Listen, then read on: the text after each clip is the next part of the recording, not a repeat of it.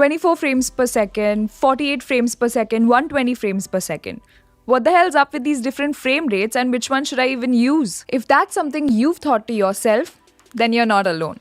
If you're looking to shoot your own footage, either on your new shiny DSLR or even your smartphone, then one of the first things you would want to pay attention to is the frame rate that your camera is being set to. So in this video, we'll do the groundwork and help you understand what frame rates are to begin with, why do they play such an important role in your videos, and how can you decide which one should you be using for your videos. So without wasting a lot of time, let's jump right in.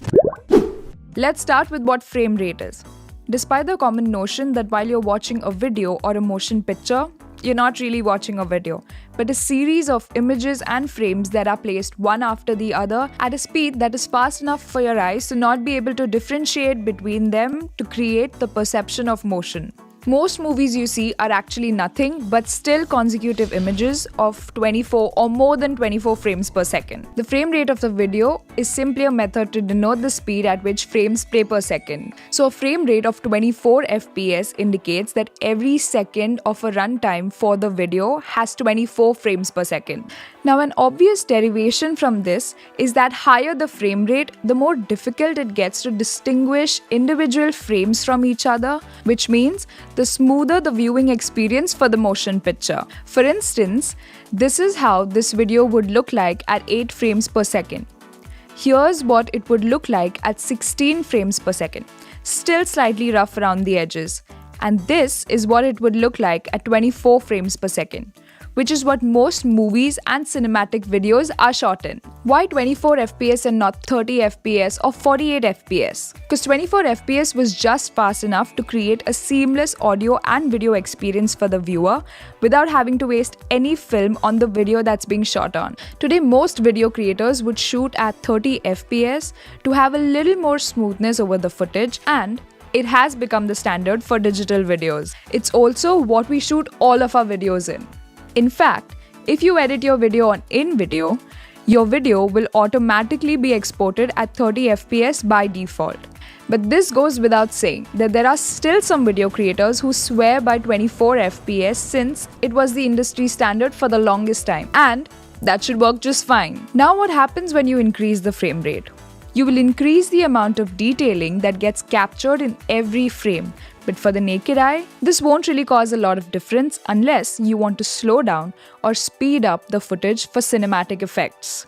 Let me say this again. Increasing your frame rate beyond 30 FPS will not make a major difference to your audience's viewing experience if you're looking to capture the video at a normal speed and display it to your audience at the same speed. Think of it this way. 1 second of a 24 FPS video file will hold 24 still images. 1 second of a 120 FPS file, on the other hand, will hold 5 times that many images. When multiplied by the video's length, it's easy to see how having more frames per second will cause the size of the file to balloon. So then, this brings us to the question, when do we shoot at a higher frame rate and what inherent benefit does it bring to the final edit? Let's take a step back and look at the two tenets that make up for the viewing experience of any video. How is the video shot and how is the video played back? So when we were talking about how movies have a frame rate of 24 FPS, for example, what we meant is that the video is shot at 24 FPS, it's edited and rendered at 24 FPS, and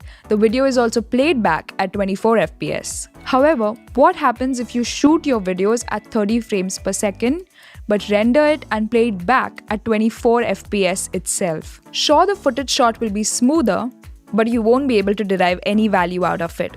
Because when you're editing it on the timeline, you will leave 1 out of every 5 frames that will bring the added smoothness to your footage. To truly showcase the smoothness of 30 FPS, you will need to shoot, edit, and play back the footage at 30 FPS. That's why frame rates play such an important role. You need to know what is the frame rate that you want your final output to be in. If you want it to be 30 FPS, you would shoot and edit it in 30 FPS. And if you want it to be 60 FPS, you would shoot and edit the video at 60 FPS. Now let's come back to exploring what will happen if you shoot the video at a higher frame rate than you want to edit it in. So let's say you shoot a video at 24 FPS, but then there is a segment in there that you want to show in slow motion. As you can see, the video actually seems quite choppy because there are not enough frames to give it that smooth motion. But if you shoot the footage at 120 FPS and then slow it down to 24 FPS, you will see that it still has enough frames per second to make the motion look super smooth, and hence, you can get a smooth slow-mo shot as a part of your video. If that made sense and you feel confident enough to explain this to your grandmother, give this video a like and let us know you got it in the comments below.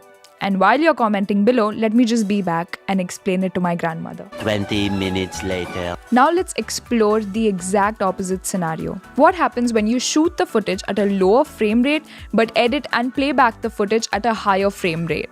In this case, the frames of your video will play at a faster rate than what they were originally intended to be viewed at, and hence, the original footage will feel choppy and sped up. So why would video creators ever want to do that? The choppy effect can give your video a very vintage, old school look and feel that can seem perfect for a dream sequence or a flashback sequence. Okay, I know that was a lot to process, so let me just give you a quick recap so that you'll remember all this the next time you'll have to think of what frame rates you want to shoot or edit in.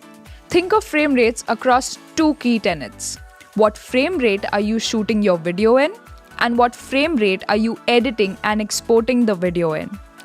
If you want the footage to play at a regular speed, shoot, edit, and render the footage at the same frame rate.